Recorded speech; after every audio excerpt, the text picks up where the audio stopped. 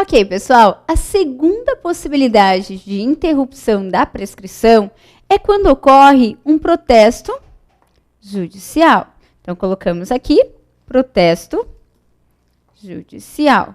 Segunda possibilidade de ocorrer, então, a volta do prazo inteirinho para a fazenda. A terceira possibilidade de interromper a prescrição, temos lá no artigo 174, parágrafo único, inciso 3, é por qualquer ato judicial, então qualquer ato judicial que constitua em mora, o devedor. E a quarta e última possibilidade, que encontramos no inciso 4, é por qualquer ato inequívoco. Então, por qualquer ato inequívoco, ainda que extrajudicial, então, por qualquer ato inequívoco, ainda que extrajudicial, que importe em reconhecimento pelo devedor. Aqui nesse último caso, podemos mencionar como exemplo o parcelamento. O contribuinte, quando faz um parcelamento, ele está reconhecendo o que ele deve. Então, é um ato extrajudicial, então, que vai interromper a prescrição. Essas são as 4 únicas possibilidades de interrupção da prescrição, ok? Que para o prazo e volta inteirinho para a fazenda para ela cobrar, então, o crédito tributário. Bom, pessoal, estamos falando já desde a aula passada sobre esse crédito tributário. Agora nós iremos continuar com o assunto, porém mudarmos um pouquinho o foco. Cada vez que nós falamos de crédito tributário, que eu tenho que saber quanto tempo o fisco tem para constituir, quanto tempo ele tem para cobrar, depois eu também tenho que analisar 3 situações. Eu tenho que analisar com relação ao crédito tributário hipóteses em que a suspensão da exigibilidade do crédito tributário, hipóteses em que há extinção do crédito tributário e hipóteses em que ocorre a exclusão do crédito tributário. Como assim, Josiane? Não estou compreendendo. Bom, gente, então vamos lá. Vamos voltar para a nossa sequência, que na aula de hoje a gente não comentou nada. Quando a gente fala da sequência do tributário, nós já nos lembramos, já vem em nossa mente, que a Constituição Federal, ela outorga poderes para os entes federativos, União, Estados, Distrito Federal e municípios para eles criarem os tributos. A criação, majoração de tributos é feita por meio de lei, via de regra, por lei ordinária. Porém, existem 4 tributos que só podem ser por lei complementar. Falou de lei complementar, tributo, já vem em nossa cabeça o quê? CG! CG significa o quê? Contribuição Social Residual, empréstimo compulsório, IGF, imposto residual. Ok, esses 4 tributos é só por lei complementar. Lembrando que medida provisória também pode instituir tributo. A lei que for criar o tributo, ela terá que descrever o fato gerador. E uma vez ocorrido no mundo concreto o fato gerador, nascerá imediatamente e infalivelmente a obrigação tributária. Quando nasce a obrigação tributária, surgem os sujeitos da relação, sujeito ativo e sujeito passivo. Sujeito ativo é aquele que tem o direito de receber o tributo, sujeito passivo, o dever de pagar o tributo. Então, nós dizemos que o sujeito ativo ele tem um crédito tributário em face do sujeito passivo. Tudo bem, mas esse crédito tributário será constituído por meio do lançamento tributário.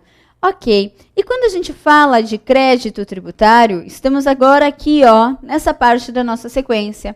Nós ainda podemos pensar em hipóteses de suspensão, extinção e exclusão do crédito tributário. Então, essa é a parte da nossa matéria a partir desse momento.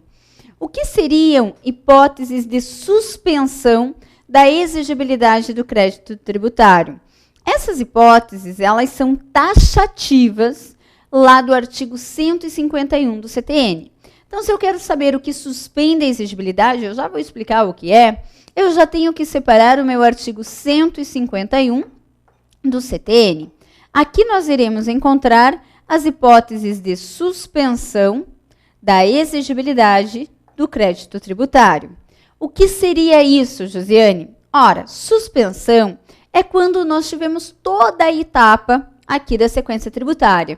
Ocorreu o fato gerador no mundo concreto, nasceu a obrigação tributária, nós tivemos aqui o nascimento do crédito tributário, ou seja, a fazenda constituiu o crédito, e agora, quando ela viria com tudo para cobrar, ocorre uma das hipóteses de suspensão da exigibilidade do crédito. Ocorre alguma coisa que impede a fazenda de cobrar, mas o crédito foi constituído. Verificamos aqui. Eu estou naquela parte em que foi constituído o crédito. Então, eu ultrapassei essa barreira aqui dos 5 anos. Já ocorreu o lançamento. E agora, quando eu iria falar sobre a cobrança, em que o fisco tem 5 anos para cobrar, acontece algo que deixa suspenso esse prazo, suspende a exigibilidade. Então, existe o crédito tributário, mas por alguma razão a fazenda não pode cobrar. A exigibilidade está suspensa, mas existe o crédito. Se acabar aquela situação do artigo 151, volta a cobrança desse crédito. Então, essas hipóteses que suspendem a exigibilidade, que nós já iremos comentar, encontramos aqui no 151 do CTN. Ok. E o caso de extinção? As hipóteses de extinção, elas se encontram no artigo 156 do CTN. Para eu falar de extinção, o que deve vir em minha mente? É o seguinte, também ocorre tudo. Ocorre toda essa sequência tributária. Ocorre aqui a constituição do crédito e já está na parte da cobrança. Só que ocorre alguma coisa agora que extingue o crédito, que acaba com esse crédito. Essa extinção é com que acaba, de forma que nunca mais aquele crédito vai existir. O exemplo mais comum, e é claro que nós iremos ver todas as hipóteses, é o pagamento. O pagamento, ele extingue o crédito tributário. Por quê? Porque acaba. Então, foi constituído o crédito, ele até foi cobrado, mas aconteceu alguma coisa que acabou com aquele crédito tributário. São as hipóteses de extinção. Aguenta aí. As hipóteses de exclusão, nós encontramos aqui no artigo 175 do CTN. As hipóteses de exclusão, elas vêm antes. Elas impedem a constituição do crédito. Elas não deixam que esse crédito tributário seja constituído. Olha só, exclusão exclui o crédito tributário, impede que o crédito tributário seja constituído. Então, as hipóteses de exclusão podemos ter já em mente. Elas ocorrem antes do lançamento tributário, antes da constituição do crédito tributário, porque elas vão excluir, impedir a constituição. São duas hipóteses, estão lá no artigo 175 do CTN. É claro que nós iremos estudar aqui todas as hipóteses de suspensão, de extinção e de exclusão. E isso ficará claro na hora da nossa prova, que eu vou olhar para a situação e vou falar, isso daqui é caso de suspensão, é de extinção, exclusão. Porém, se por acaso cair uma pergunta simples, perguntando, assinale a alternativa que configura hipótese de suspensão do crédito tributário, você tem até a possibilidade de responder assim, rápido e já passar adiante para as demais perguntas. É claro, na prova da ordem a gente não pode perder muito tempo. Tem muita coisa para resolvermos, são 80 questões. Então você até tem essa chance. Para você responder rápido, você vai ter que saber exatamente quais são as hipóteses de suspensão, que são 6 incisos do artigo 151, quais são as hipóteses de extinção do crédito tributário, que são 11 incisos, e quais são as hipóteses de exclusão do crédito tributário, que são 2 hipóteses. Somando tudo isso aqui, 2 mais 6 de suspensão, 18 mais... 18 não, né? 8 mais 11 de extinção, teoricamente teríamos que ter em nossa mente, nesse momento, 19 incisos, separando exatamente já o que é suspensão, extinção e exclusão. Para você responder rápido essa questão, eu sugiro aqui também um método mnemônico, para que nós guardemos aqui essas hipóteses já bem definidas em nossa cabeça. Como assim, Josiane? 19 hipóteses? Não. Desses 19 incisos, nós temos que saber 3 palavras. Com 3 palavras, nós matamos rápido, em menos de 5 segundos, a questão na nossa prova. As primeiras 2 palavras correspondem às hipóteses de exclusão do crédito tributário. E aí não tem jeito mesmo, eu tenho que memorizar. Estou procurando aqui o nosso slide para poder escrever. Opa, aqui, fechou. Então aqui, voltando, eu tenho que saber 3 palavras para acertar rápido a questão na prova. 2 palavras referem-se às hipóteses de exclusão do crédito. E essas hipóteses de exclusão, lá do artigo 175 do CTN, não tem jeito. Tenho que saber. Como são só 2, fica fácil. A exclusão do crédito tributário pode ocorrer por meio de isenção e anistia. Então, te proponho para nós já decorarmos isso daqui. O que é exclusão? É isenção e anistia. Caiu na prova exclusão, isenção e anistia. Pense assim. O que exclui o crédito tributário? Isenção e anistia. Já foram 2 palavras. A terceira palavra, eu consigo agora reconhecer quais são as hipóteses de suspensão do crédito tributário, que estão lá no artigo 151 do CTN. Ao invés de eu memorizar os 6 incisos, em uma única palavra, eu reconheço todas essas hipóteses. Eu escrevo em minha prova, morder, limpar.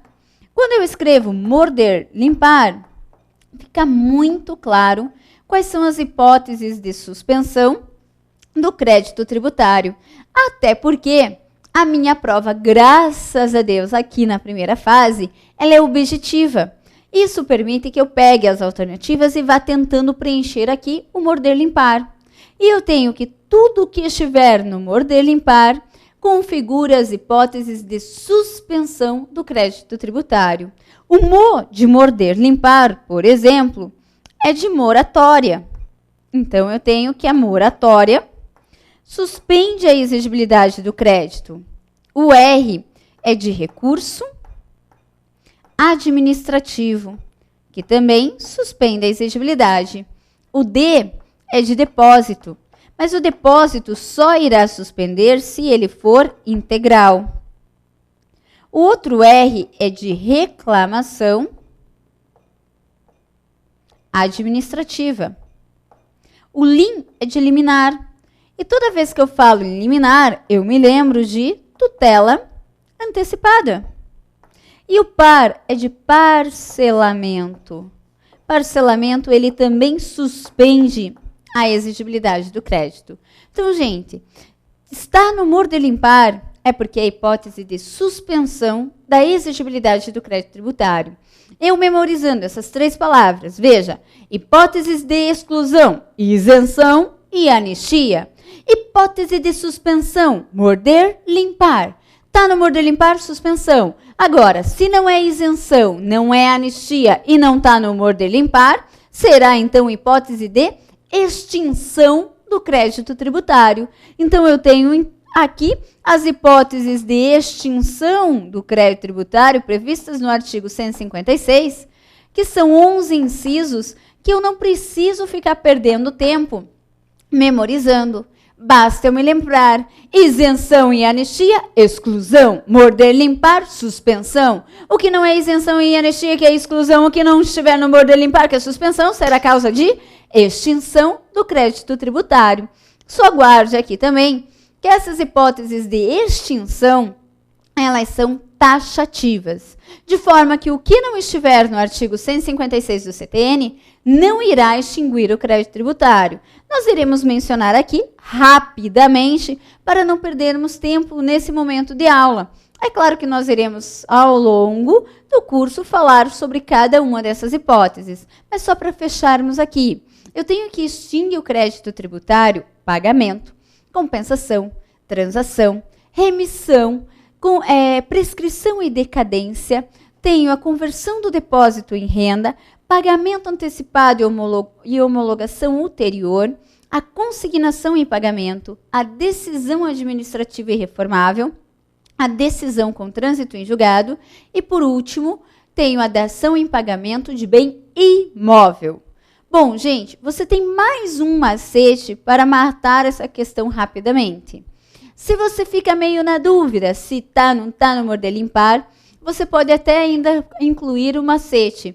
Tirando a isenção que termina em ão, que é exclusão, tudo o resto que termina em ão é extinção, tirando o pagamento. Veja, compensação, ão, extinção, transação, ão, extinção, remissão, ão, extinção. Temos ainda prescrição, ão, extinção, decisão administrativa irreformável, ão, decisão com trânsito em julgado, ão, homologação ulterior, extinção, dação em pagamento, ão. Então, você ainda tem mais isso que você pode associar aqui e ganhar a questão. Retornando, calma.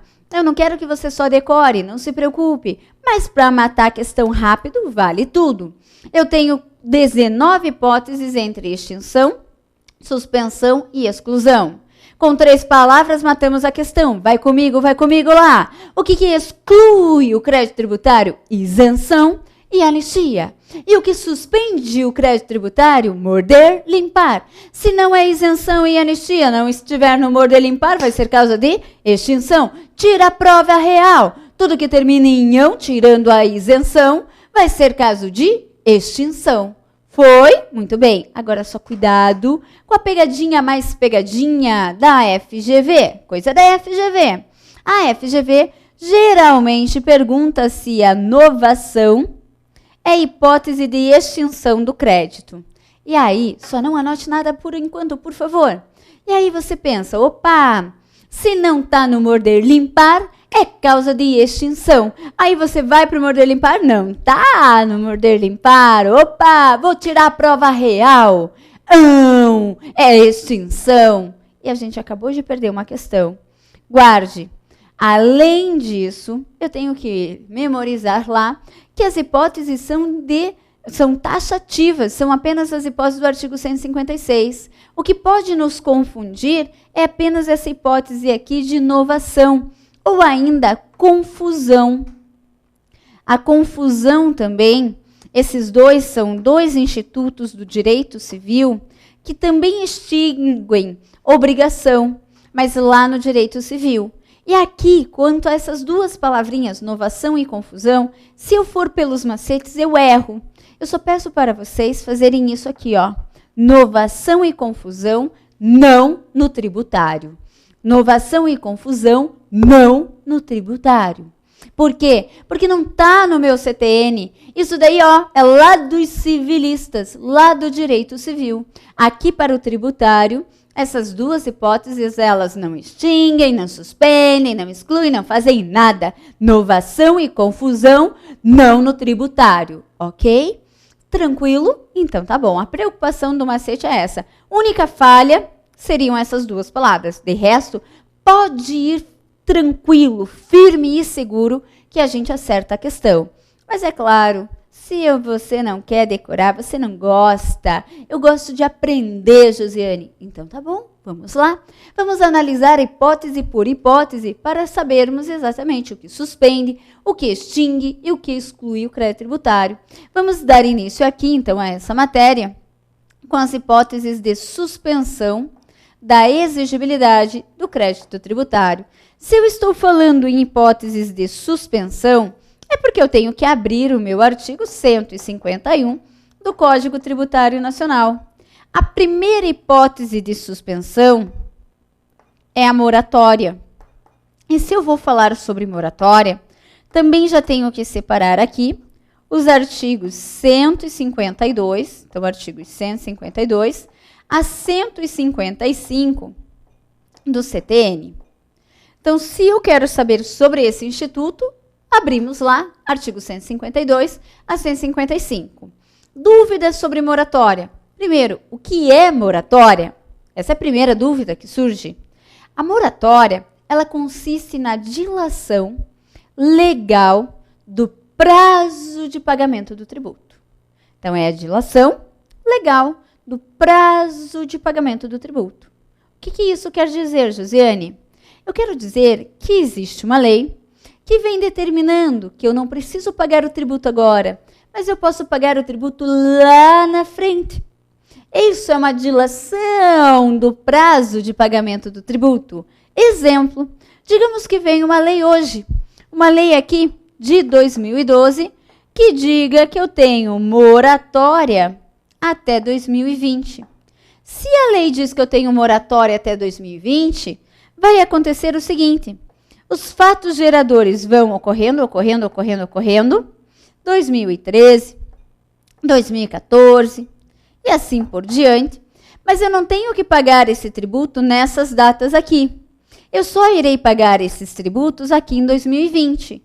Como assim, Josiane? Bom, a regra é, ocorreu o fato gerador, pratiquei no mundo concreto exatamente o que está previsto em lei, eu tenho que pagar o tributo. Mas quando eu tenho uma moratória, dilação legal do prazo de pagamento do tributo, eu pratico o fato gerador, mas eu não preciso pagar agora o tributo. Eu vou pagar quando? Lá na frente. Eu vou pagar o tributo lá na frente. Mas você vai pagar esse tributo, claro, não é dispensa do dever de pagar o tributo, é dilação. Dilação significa jogar o prazo lá para frente. Quando eu chego aqui em 2020, quer dizer, então, que eu tenho que voltar aqui para trás e pagar todos esses tributos que eu não tinha pago.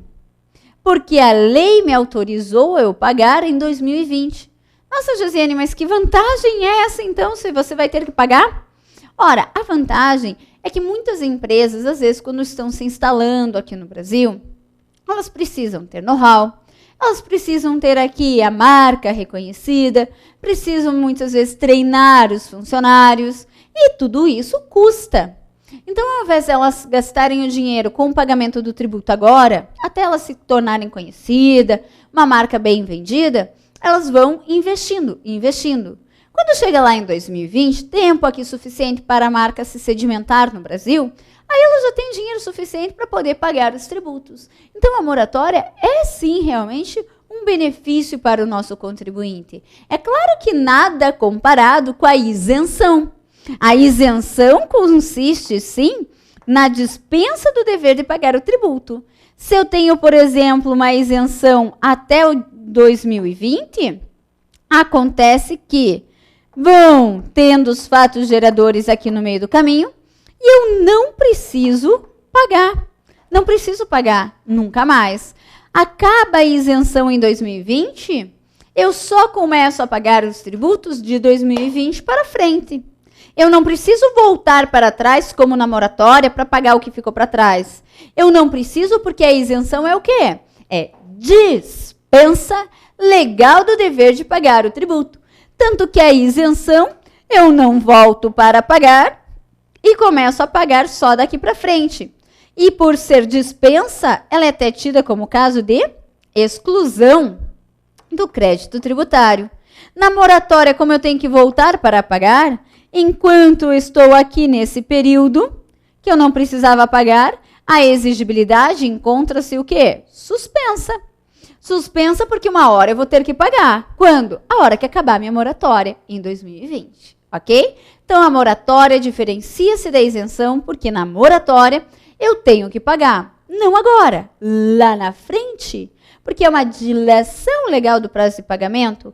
A isenção eu nunca mais preciso voltar para pagar, porque foi uma dispensa. Ok, concentramos aqui na moratória. Depois a gente fala da isenção. Estamos vendo as hipóteses de suspensão do crédito tributário. A moratória, já sabemos o que significa. é quando vai lá o prazo de pagamento lá para frente. Mas agora a minha segunda pergunta é, quem é que concede a moratória? Quem é que vem aqui instituindo a lei dizendo, vai pagar o tributo lá na frente? A regra, lá do artigo 152 do CTN, a regra é que a moratória só pode ser concedida pelo ente que detém a competência tributária para criar e majorar o tributo. Então, regra, só pode conceder a moratória quem? Quem detém a competência para instituir e majorar o tributo. Logo, a regra é que só pode conceder moratória de tributos federais quem? A União. Só pode conceder a moratória de tributos estaduais e distritais quem? Os estados e Distrito Federal. E só pode conceder a moratória de tributos municipais quem? Os municípios. Até trazer aqui, né? União traz a moratória, estados e Distrito Federal traz a moratória e municípios vai trazer a moratória para os tributos municipais. Essa é a regra. Porém, nós do direito tributário já estamos acostumados que sempre tem uma exceção. E aqui não seria diferente. Existe uma exceção. A exceção é com relação à União. A União, ela poderá sim trazer moratória de tributos estaduais e distritais e municipais se ela conceder simultaneamente moratória para os seus tributos ou ainda referente às obrigações do direito aqui privado. Então, pera lá. Qual é a regra? Quem é que vai criar a moratória? O ente que detém a competência para criar o tributo. Exceção unicamente da União. A única exceção é da União, que poderá trazer a moratória para tributos estaduais, distritais e municipais, desde que ela conceda simultaneamente a moratória para tributos federais ou obrigações aqui do direito privado. Essa é a única exceção. Além disso, nós temos que saber mais um detalhe sobre a moratória. A moratória, ela pode ser uma moratória geral ou uma moratória individual. O que seria uma moratória em caráter individual? A moratória em caráter individual é aquela em que a lei traz que para o contribuinte fazer jus a esse benefício, deverá ele, contribuinte, preencher os requisitos previstos em lei. Então, moratória em caráter individual, ela traz requisitos. E só fará jus ao benefício da moratória o contribuinte que atender aos requisitos trazidos em lei. Como o contribuinte tem que preencher esses requisitos, a autoridade administrativa terá que comprovar que realmente o contribuinte faz jus a esse benefício. Então, somente após essa comprovação da autoridade administrativa é que será verificado se o contribuinte realmente faz jus à moratória. Por isso que na moratória individual, eu preciso ter aqui um despacho da autoridade administrativa para confirmar que o contribuinte preenche os requisitos trazidos pela lei. Então, recapitulando, moratória em caráter individual significa o quê? Que essa moratória só será para aquelas pessoas que preenchem os requisitos trazidos por meio de lei. Quem é que vai dizer que as pessoas preenchem aqueles requisitos? Uma autoridade administrativa. E a autoridade, então, vai proferir um despacho dizendo: você, contribuinte, faz jus à moratória individual porque preenche os requisitos previstos nela.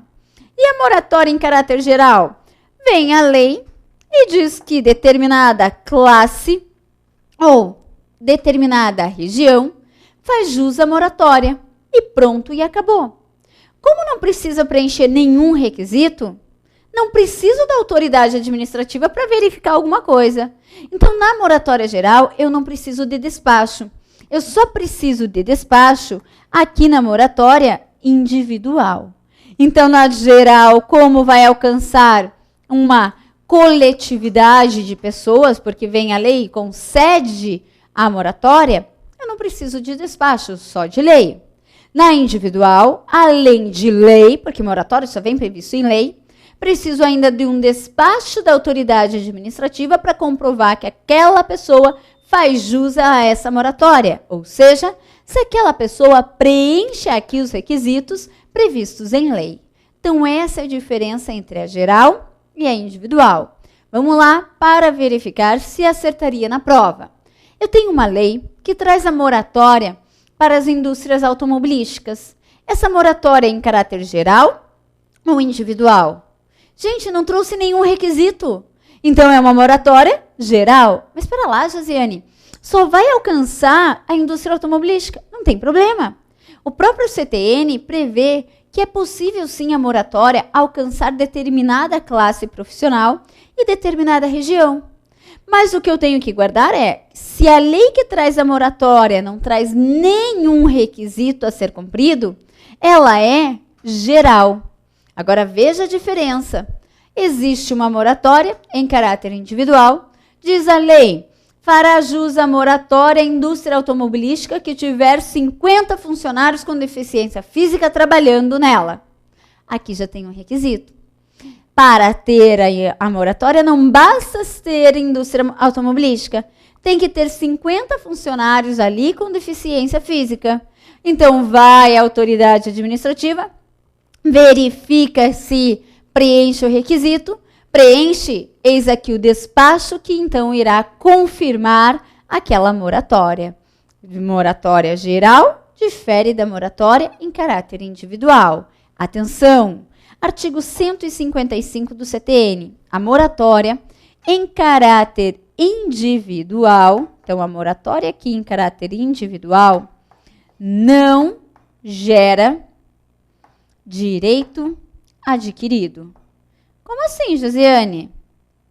Isso quer dizer que quando o contribuinte deixar de preencher os requisitos previstos na lei, ou, na verdade, descobrir que ele nunca preencheu, ele perde na hora a moratória. Por isso que o artigo 155 do CTN diz, a moratória em caráter individual não gera direito adquirido. Vamos imaginar aqui a situação de um contribuinte que, para se valer da moratória, ele contrata temporariamente 50 funcionários com deficiência física. Até o dia que o fiscal passar lá. Ele até combina com esses novos empregados. Ele diz, olha, vocês têm que ficar aqui na empresa como figurantes, para quando o fiscal passar aqui e verificar que há 50 funcionários com deficiência física. Eis que o fiscal passa na empresa, verifica lá 50 funcionários com deficiência física, preenche o requisito, está aqui o despacho, senhor, com a sua moratória. A hora que o fiscal sai por uma porta, os deficientes vão sair pela outra, porque o contribuinte só queria eles para conseguir a moratória. Se ele consegue a moratória, ele já manda embora até os funcionários. É por isso que o artigo 155 do CTN diz, olha, a moratória em caráter individual não gera direito adquirido. Ok, por quê? Porque se deixar de preencher os requisitos ou verificar que nunca foram preenchidos, ele perde na hora aquela moratória. E tem mais. Quando ele perde a moratória, ele vai ter que pagar o tributo com o valor do principal mais os juros. E se ele perder a moratória por ter incorrido com fraude, dolo, simulação, ele terá que pagar agora o tributo com o valor do principal, dos juros e mais a multa. Como é o caso desse contribuinte que só contratou os deficientes ali como figurantes para conseguir a moratória. Usou de fraude, dolo, simulação. Então, perdeu a moratória, vai ter que pagar principal, juros e multa.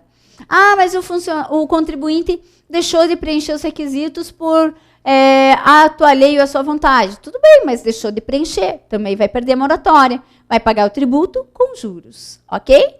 Pessoal, passamos então lá para o nosso último bloco para continuarmos com as hipóteses de suspensão da exigibilidade do crédito. Te espero lá no quarto bloco.